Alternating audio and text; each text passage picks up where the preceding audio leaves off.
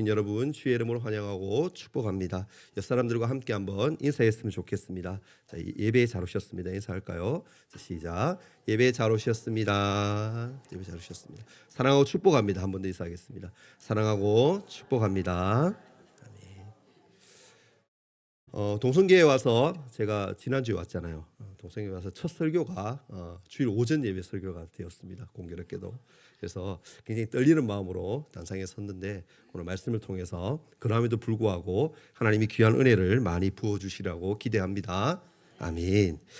네, 오늘 본문 말씀은 갈릴리 바다를 항해하던 도중에 예수님이 바람과 바다를 꾸짖어서 잠잠하게 했던 그런 사건입니다. 여러분도 아마도 이 본문을 잘 아시리라고 생각합니다. 우리 모두 오늘 이 말씀을 통해서 하나님이 우리에게 주시는 몇 가지 교훈과 삶의 원리들을 함께 나누기를 원합니다. 먼저 우리는 말씀에 순종하는 삶을 살아가야 함을 배웁니다. 오늘 본문 맨 앞절에서 이 사건의 공간적인 배경을 알 수가 있는데 4장 1절 말씀을 오늘 읽진 않았지만 한번 읽어보겠습니다. 4장 1절 말씀 다 같이 읽습니다. 시작.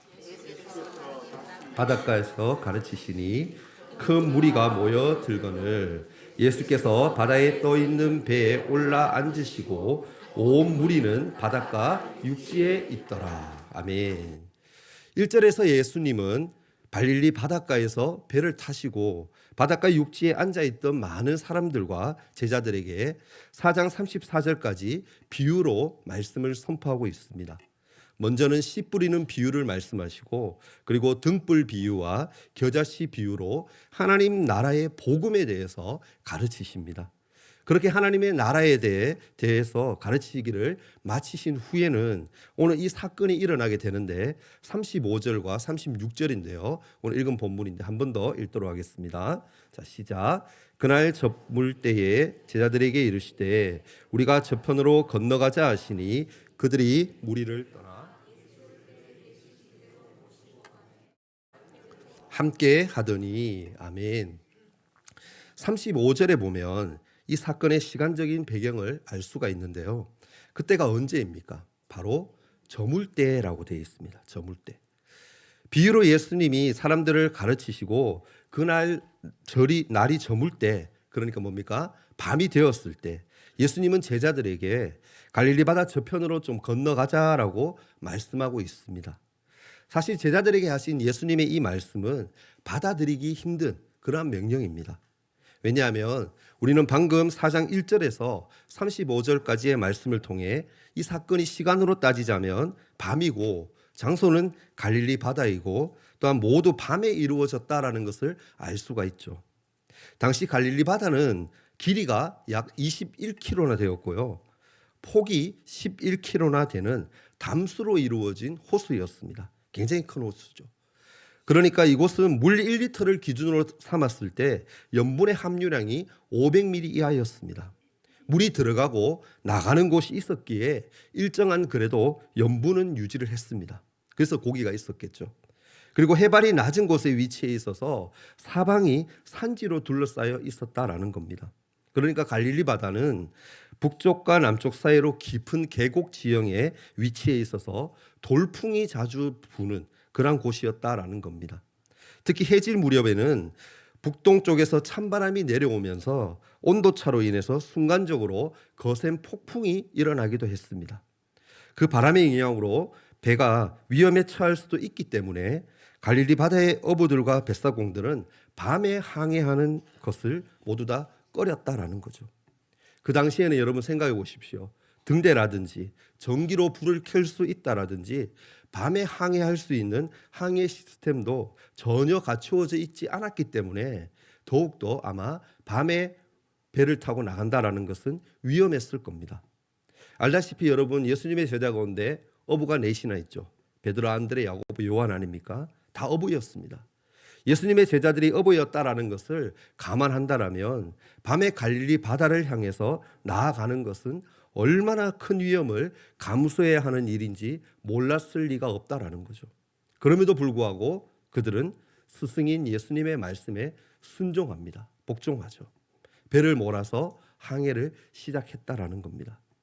여러분, 우리가 기억해야 하는 것은 제자란 말씀에 순종하는 사람들이다라는 것입니다. 우리의 생각과 헤아림으로는, 판단으로는, 상식으로는 받아들이기 힘든 일이라 할지라도 주님이 말씀하신다라면 나의 생각과 계획들을 모두 다 내려놓고 주님이 하라고 하신 대로 따라야 하는 게 제자다라는 것입니다. 마음속으로는요, 이쪽으로 가고 싶고 또 이렇게도 하고 싶어도 주님이 저렇게 하라, 그리고 저쪽으로 가라라고 하시면 그대로 순종해야 한다라는 거죠. 그것이 주님의 제자된 우리가 제자도를 가지고 주님을 따라야 할 삶의 모습이다라는 겁니다. 자, 그러면요, 이들은 최소한 이 편에서 저 편으로 건너가는 동안에는 아무런 어려움과 위험이 없어야 했습니다. 왜입니까? 예수님과 함께 했으니까요. 예수님이 저편으로 건너가자라고 하셨고 그들은 받아들이기 어려웠겠지만 그 말씀에 순종했기 때문에 주님이 가자고 하신 대로 했으니까 가는 동안에는 적어도 무탈하게 평온하게 항해를 마쳤어야 했다라는 겁니다. 그런데 그들의 그런 마음을 비웃기나 한 듯이 큰 광풍이 일어나게 되고 결국 배가 뒤집어질 만큼 위태롭게 되었다라는 겁니다. 오늘 본문 4장 37절 말씀인데요. 한 번 더 읽겠습니다. 자, 시작. 큰 광풍이 일어나며 아멘. 여러분, 주님의 말씀에 그대로 순종했던 제자들에게 풍랑과 광풍의 위험이 닥쳤던 것처럼 우리 또한 말씀대로 살고 있음에도 불구하고 어려움이 닥쳐올 수 있다는 것을 우리는 알아야 합니다. 아니, 어찌 보면요, 오히려 말씀대로 살지 않을 때는 오지 않았을 그러한 어려움들이, 주님 말씀대로 살지 않았을 때는 겪지 않았을 그러한 일들이 말씀대로 살려고 하니까, 주님의 뜻에 순종하려고 하니까 찾아오게 되는 어려움들이 더 많은 것을 보게 됩니다. 그냥 평범하게 살았다라면, 아니 차라리 예수 믿지 않고 그냥 그저 그렇게 살았다라면 세상적으로 무난히 넘어갈 수 있는 그런 문제도 예수님의 제자라서 그분의 말씀대로 살려고 하는 그 이유 때문에 고통과 어려움을 겪게 된다라는 겁니다. 예를 들면 믿지 않은 가정에서 신앙생활을 하시는 분들은 아마 명절 때마다 한 번쯤 겪어보았을 문제가 있습니다. 뭡니까? 제사죠, 제사. 하나님만 섬기며 살아가야 하는 것이 그분의 말씀이고 뜻이기 때문에 거기에 순종하기 위해서 제사장에 절도 하지 않고 귀신에게 절하지도 않고 우상하게 절하지 않는다라는 그런 믿음의 고백과 행동들을 했을 때 믿지 않은 가족들의 반응은 어떠하던가요? 당장 핍박이 들어오죠. 왜 너만 그렇게 유별나게 예수 믿느냐고. 다른 교회에 다니는 사람들은 절도 잘도 하던데 예의상이라도 할 수 있지 않냐라고 핀잔과 조롱과 더 나아가서는 관계의 단절을 겪게 되기도 한다라는 겁니다. 여러분, 술 문제도 그렇지 않습니까? 마찬가지죠. 여러분, 제 과거 얘기를 한번 잠깐 해드리려고 합니다. 제가 이렇게 보여도 군대 다녀온 지 벌써 30년이 되었습니다. 네, 좀 많이 영하죠. 네. 30년 전 이야기인데요. 그래서 제가 기억을 더듬으면서 이 예화를 준비했는데요. 제가 군 생활했던 곳이 어디였냐면은 강원도 화천이었습니다. 강원도 화천 그러면 무슨 부대입니까? 남자분들은 아시죠? 제가 별이 가장 많은 부대였습니다. 7사단이었는데요. 칠성 포병부대에 있었습니다. 부대가 산꼭대기에 있다 보니까 세상과 거의 단절되어 있어서 그 당시에는 즐길 거리라고는 운동하는 거, 그리고 술과 담배, 그런 것들이 전부였습니다. 병사들의 낙이 거기에 있었죠. 제가 군 생활했을 때만 해도 군에 다녀온 분들의 얘기를 들어보면 술, 담배 안 하던 사람도 군대만 가면 뭐 한다고요? 술, 담배 배워서 나온다라는 말들이 참 많았었습니다. 요즘은 그렇지 않지만, 그죠? 그 얘기를 듣고 제가 군대를 가게 되었으니까 여러분 한번 상상해 보십시오.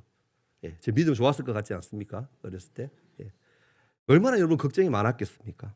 그리고 지금과는 다르게 담배 같은 경우도 한 달에 한 번씩 보급품으로 나오는데 2보루씩 나오던 그러한 시절입니다. 제 같은 경우는 담배를 안 피웠기 때문에 그걸 돈 주고 팔았죠, 병사들에게. 그래서 여러분 얼마나 많이 그 염려가 되었겠습니까? 가기 전에. 당시 제 신앙도 나름은 좋아서 청소년부 때 회장도 했고요. 믿음도 있다고 자부하던 터라서 더 걱정이 많이 되고 했었습니다. 그래서 기도도 엄청 빡세게 많이 하고 군대를 가게 되었죠. 그렇게 훈련소에 들어가서 훈련을 모두 마치고 이제 자대 배치를 받고 처음으로 첫 주일날 예배를 가게 되었습니다. 여러분 아침에 일어났는데 얼마나 설레든지 모릅니다. 그런데 여러분 당황스러운 일이 그 아침에 일어납니다. 뭐냐면 그 당시에 대대장으로 계시던 분이 천주 교인이셨는데 우리 신병이 그때 8명이었거든요. 8명을 다 모으더니 오늘만큼만 좀 우리가 교회 행사가 있으니까 좀 봐달라고 하면서 천주교 미사에 같이 가자라고 하시는 겁니다. 지금 여러분 생각해 보면 당시에는 여러분 종교의 자유나 이런 것들도 크게 상관하지 않았던 것 같습니다. 근데 여러분 신병이 처음에 이제 자대 배치받고 가서 어떻게 하겠습니까? 가야죠. 그래서 저는요 생전 처음으로 군대 가서 천주교 미사를 드렸습니다. 네. 근데 굉장히 엄격하고 뭐 이런 게 있더라고요. 그렇게 미사를 모두 다 마치고 난 후에 신병들을 위한 친목회를 해줬는데 다른 방으로 딱 인도해서 갔는데 제가 깜짝 놀랐잖아요. 여러분 천주교는 친목회 할 때 뭐도 있는 줄 아세요? 음식만 있는 게 아니에요. 술도 있습니다. 그리고 친절하게 또 군인들도 담배 좋아한다고 담배까지 딱 뒀더라고요. 그러니까 술 담배가 여러분 자유롭다 보니 많은 음식들과 술과 담배가 준비되어 있더라고요. 그래서 천주교식 그렇게 기도가 끝난 후에 이제 음식을 먹으면서 대대장님이 우리 신병들에게 술을 한 잔씩 따라주시는 겁니다. 그래서 제 차례까지 왔죠. 술을 권하는 거예요. 저를 포함해서 신병이 8명이었는데 저 빼고 7명은 다 먹었어요. 예. 그 중에 2명이 크리스찬이 더 있었는데도 불구하고 걔들은 눈치 보면서 먹더라고요. 순간 제가 갈등이 생겼죠. 이것을 먹지 않음으로 인해서 내가 불이익을 당할 것인가, 아니면 찍혀서 세상 표현으로 군생활 한번 꼬이는 건가? 여러분 순간 별의별 생각이 다 들었습니다. 그래서 질문 하나 드릴게요. 제가 먹었겠습니까? 안 먹었겠습니까? 안 먹을 것 같습니까? 네. 근데 잠깐 제가 팁을 드리면 술이 그냥 술은 아니었습니다. 그 귀하다는 비싸다는 요즘 좀 흔하지만 양주였어요. 양주. 네. 그런데도 불구하고 저는 여러분의 예상처럼 먹지 않았습니다. 그러면 한번 물어보겠습니다. 이 일로 인해서 제 군생활이 과연 꼬였을까요? 아닙니다. 잘 아시네요. 안 꼬였습니다. 오히려 저는 제대할 때까지 교회를 편안하게 다닐 수 있었습니다. 왜냐하면 술을 거절하니까요. 이제 대대장님이 이렇게 묻더라고요. 야, 그러면 교회 다니니까 노래를 잘하겠네. 교회 오빠들 노래 잘하잖아요, 그죠? 노래 잘하겠나라고 하는 거예요. 제가 노래 음성이 좀 괜찮은 것 같습니까? 예. 노래를 제가 꽤 했거든요. 그래서 거기서 당시에 제가 노래를 한 곡을 딱 뽑았죠. 고민고민해서 노래 한 곡을 불렀죠. 그랬더니 대대장님이 너무 좋아하셨습니다. 그 노래를 지금 부르면은 안 될 것 같아서 가사만 읊어드리면 여러분 금방 아실 거예요. 이미 와버린 이별인데 슬퍼도 울지 말아요. 아시겠죠? 나훈아님의 무시로라는 노래죠. 여러분 돌아보면 하나님이 용기를 주시고 지혜를 주셔서 그렇게 제가 할 수 있었던 것 같고 다 하나님의 인도하심이었고 은혜였던 것 같습니다. 그런데 여러분 저와 같이 이러한 케이스는 사실 특별한 경우이고 대부분의 크리스천들은 술 문제로 직장에서 보이지 않는 이런저런 갈등을 참 많이 겪게 될 줄 압니다. 오늘날 성인이 되는 이제 20살 대학생들이죠. 대학생들이나 또한 사회 초년생들이 많이 겪게 되는 일이다라는 겁니다. 여러분 하나님의 말씀대로 술을 먹지 않는 삶을 통해서 믿지 않는 사람들에게 본이 되기를 원하시는 주님의 뜻에 순종하며 살려고 하는데 현실은 우리에게 그런 어려움을 주고 힘들게 만든다라는 겁니다. 말씀대로 살려고 발버둥 치면 칠수록 그렇지 않을 때보다 더 평탄하고 수월한 길이어야 하는데 오히려 더 어렵고 힘든 고난이 찾아오게 된다라는 것이죠. 이런 어려움이 닥칠 때 우리는 그럼 어떻게 해야 할까요? 38절과 39절 말씀인데요. 오늘 본문 말씀 함께 읽겠습니다. 자, 시작. 예수께서는 고물에서 베개를 베고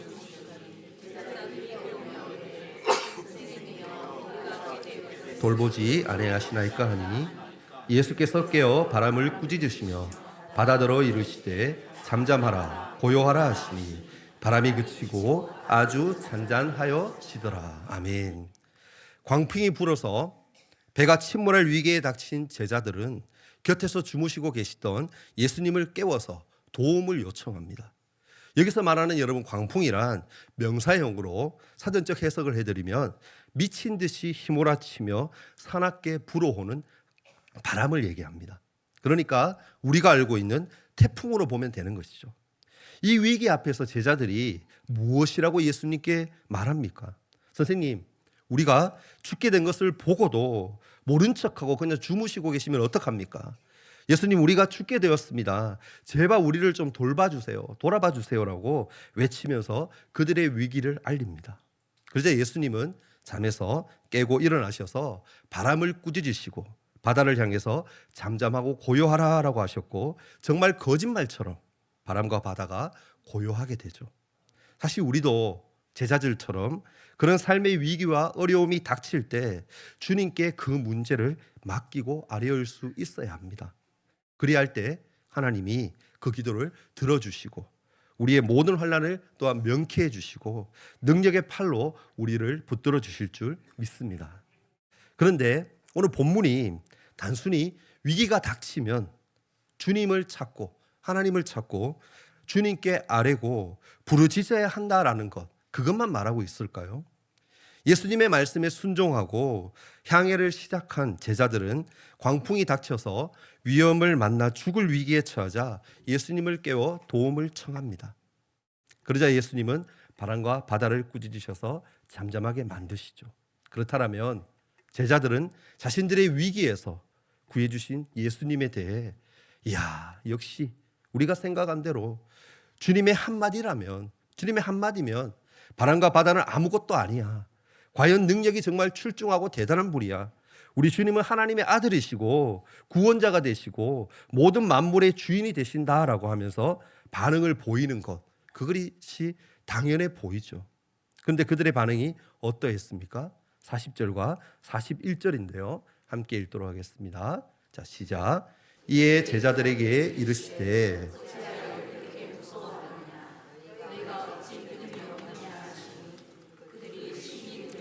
서로 말하되 그가 누구이기에 바람과 바다도 순종하는가 하였더라. 아멘. 어려움이 닥쳐서 해결해 달라고 간구하니까 예수님이 그 문제를 해결해 줬는데 그 뒤에 제자들의 반응은 무엇입니까? 도대체 이분이 누구이기에 바람과 바다가 복종하는가라고 하면서 도리어 더 두려워졌고 수군거렸다라는 것이죠. 너무 놀라서, 심하게 놀라서 까무라쳐서 그들은 큰 혼란에 빠지게 되었다라는 겁니다. 예수님은 그러한 제자들을 향해서 뭐라고 얘기합니까? 왜 그렇게 무서워하느냐? 너희가 아직도 나를 믿지 못하느냐라고 하시죠. 너희가 하나님의 아들인 나와 함께 있으면서도 이 정도 문제는 아무것도 아니라는 것을 모르겠느냐? 내가 바람과 바다 정도는 말 한마디로 잠잠케 할 수 있다라는 그러한 믿음조차도 없느냐라고 꾸짖고 있다라는 겁니다. 여러분, 이것을 통해서 우리는 제자들이 예수님을 깨워 구원을 요청했던 그 행동이 정말 예수님이 우리를 구원해 주시고 또 위기에서 건져 주실 수 있다는, 배가 뒤집힐 이 상황을 모면시켜 주실 수 있다라는 믿음에서 그랬던 것이 아니다라는 것을 보게 됩니다. 당장 심각한 위기로 죽게 되었으니까 죽는 사람 지푸라기라도 잡는 심정으로 예수님을 깨워서 도움을 요청했던 것 뿐이었음을 알게 된다라는 겁니다. 그들의 간구와 도움의 요청은 정말 그렇게 될 거라는 믿음은 전혀 들어있지 않은, 어찌 보면 빈 껍데기의 기도였다라는 겁니다.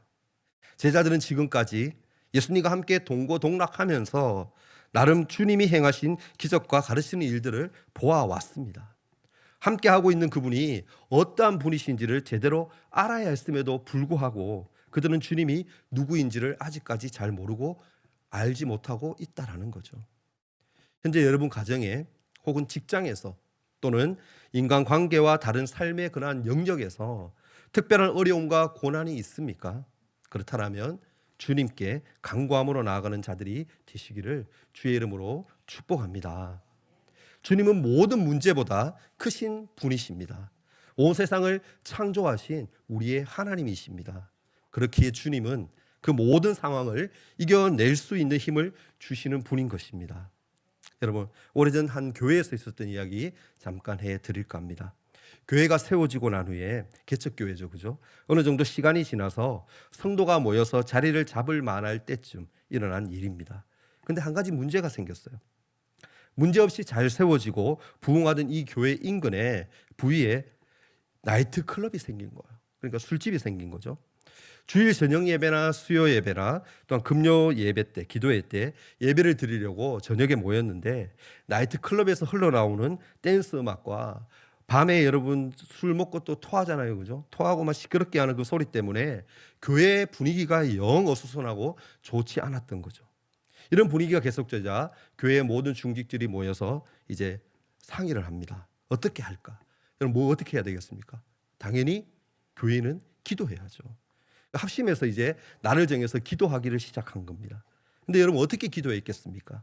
당연히 나이트 클럽이 문 닫게 해달라고, 망하게 해달라고 기도를 했겠죠. 근데 실제로 그로부터 석 달이 지난 후에 나이트 클럽이 문을 닫게 됩니다. 불이 나서 클럽 내부가 다 타버려서 어쩔 수 없이 이제 문을 닫게 된 거죠. 화재가 있고 난 후에 사건을 조사하던 경찰은요, 교회에도 방문하게 되었죠. 그리고 교회에 계시는 장로님을 붙들고 질문을 합니다.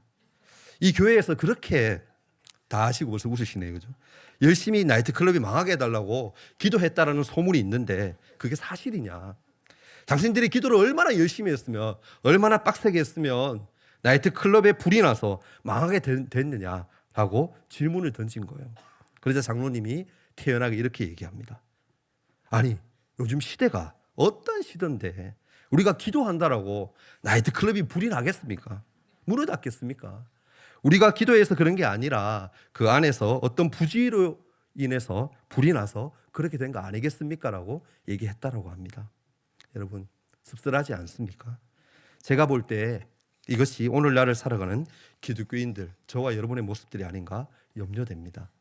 무엇인가 이루어 달라고 기도는 했는데 그것이 진짜 참 믿음을 근거로 한 기도가 아니라는 것이죠. 그래서 내가 기도한 것이 실제로 응답이 되면 너무 놀랍고 신기하다는 그런 반응을 보여요. 오늘 본문의 제자들처럼 말이죠. 안타깝지만 이게 우리들의 믿음의 현주소 아닐까요? 여러분, 우리 인생에는요, 예고 없이 태풍이 반드시 찾아옵니다. 그 폭풍은요, 문자 그대로 바람과 바다일 수도 비일 수도 있고요. 우리의 삶 속에서 갑자기 닥치는 문제일 수도 있습니다. 마치 아무 일 없던 오후에 갑자기 하늘이 어두워지고 바람이 세차게 불면서 비가 쏟아지듯이 평안하던 우리의 일상에도 순식간에 위기가 닥칠 수 있다라는 것입니다. 여러분, 건강검진에서 생각지도 못했던 병을 마주하였을 때, 사랑하는 가족이 갑자기 세상을 떠났을 때, 갑자기 예고도 없이 직장에서 해고 통보를 받는 순간, 혹은 내 자녀는 안 그럴 줄 알았는데 믿음을 버리고 세상으로 가는 그러한 모습을 발견할 때 그 순간 우리의 마음은 모두 무너지고 이 상황이 과연 언제 끝날까 하는 두려움이 몰려오게 된다라는 거죠. 그렇게 우리의 마음은 요동치는 겁니다. 마치 평안하던 그러한 바다가 순식간에 광풍으로 인해서, 덮임으로 인해서 인생의 항로가 흔들리는 것처럼 말이죠. 오늘 본문에서 제자들이 경험한 그 폭풍도 그러했습니다. 그들은 예수님의 말씀에 절대적으로 순종하여서 배를 탔지만 갑작스러운 광풍을 만나게 되었습니다. 그리고 그 폭풍 가운데서 믿음과 두려움이 어떻게 드러나는지, 또 예수님이 어떤 분이신지 우리에게 분명하게 보여주고 있습니다. 우리는 주님을 따르면 모든 일이 순조롭게 그렇게 풀릴 것 같다라는 착각을 할 때가 참 많습니다. 그러나 성경은 오히려 어떻게 얘기합니까? 반대로 얘기합니다. 모세가 여러분 하나님의 부르심을 받았지만 바로의 핍박을 엄청나게 받았고, 다윗은 기름 부음을 받았지만 사울의 칼을 피해서 오랫동안 도망 다녀야 했죠. 또 바울은 어떻습니까? 복음을 전하라는 부르심을 받았지만 수없이 매를 맞고 감옥에 갇히기를 수없이 반복했습니다. 여러분 폭풍이 몰아칠 때 원망하십니까? 자신을 탓하십니까? 아니면 믿음으로 하나님께 부르짖습니까? 예수님이 내 삶의 배에 타고 계시다라는 사실을 머리로만 알고 있지는 않습니까? 감격스러운 것은요, 그분은 절대로 그 배를 버리지 않으신다라는 겁니다. 이것이 우리가 폭풍 속에서도 평안할 수 있는 이유인 줄 저는 믿습니다. 말씀을 맺겠습니다. 우리는 주님의 말씀대로 또한 뜻대로 순종하며 살아갈 수 있어야 됩니다. 그렇지만 그렇게 살아갈 때 평탄한 삶의 길이 준비되어 있는 것이 아니라 어렵고 힘든 위기가 찾아올 수도 있습니다. 그럴 때 우리는 주님께 간절히 기도해야 합니다. 제자들처럼 지푸라기 잡는 심정으로 되면 되고 아니면 말고식의 기도가 아니라 정말 주님이 그렇게 우리를 도와주실 수 있는 전지전능하신 하나님임을 믿고 기도할 수 있어야 됩니다. 주님만이 우리의 참 구원이시고 도움이라는 고백으로 주님 앞에 나아가야 한다라는 겁니다. 여러분 기억하십시오. 모든 문제보다 크신 그 하나님, 모든 상황과 환경을 뛰어넘어서 일하시는 그 역전의 하나님을 믿음의 눈을 들어서 바라보며 나아가는 우리 모두가 되기를 축복합니다. 그렇게 할 때에 하나님은 우리를 긍휼히 여기시고 또한 그 긍휼히 여기심으로 인하여 도우시며 모든 어려움을 이길 힘을 주시고 또한 넉넉히 감당할 수 있도록 하실 겁니다. 바라기는 오늘 이 하루도 또 이번 이 한 주간도 하나님만 붙들면서 사시는 저와 여러분이 될 수 있기를 주님의 이름으로 간절히 바라며 축원합니다. 아멘. 이 시간 함께 말씀을 생각하며 찬양했으면 좋겠습니다. 예수 늘 함께 하시네. 우리 한번 고백하며 찬양합니다.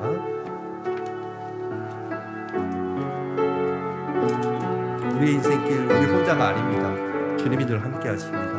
믿음으로 고백합니다. 고단한 인생길 힘겨운 오늘도 예수 늘 함하시네. 지나갈 아픔도 마주할 세상도 예수 내 마음 아시네.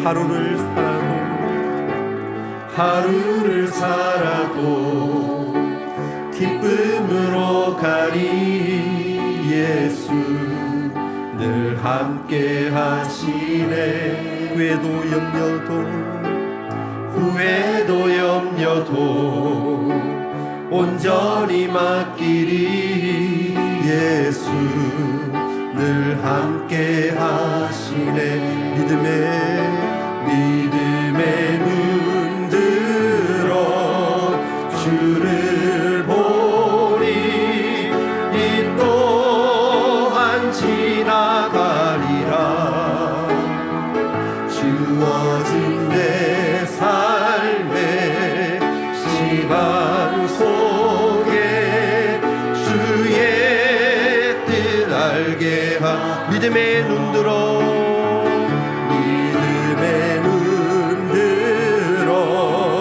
주를 보리. 이 또한 지나가리라. 주어진 내 삶의 시간 속에 주의 뜻 알게 하소서. 이제 함께 통성으로 기도하며 나가기를 원합니다. 주님, 우리 인생의 바다에 폭풍이 몰아칠 때마다 두려움에 빠지는 저희를 용서하여 주시기를 원합니다. 주님이 함께 하신다라면 폭풍 속에서도 안전하다라는 것을 믿을 수 있는 믿음을 우리에게 허락하여 주옵소서. 주님의 권위 있는 음성을 들을 때 우리 마음의 파도도 잔잔하게 도와주시고 어떤 상황 속에서도 믿음으로 주님이 나와 함께 하신다라고 고백하게 하옵소서. 우리에게 하나님만 의지함으로 살아갈 수 있도록 붙들어 주시기를 간절히 주님 잡고 1, 2분 정도 기도하며 통성으로 나아가시겠습니다. 주여.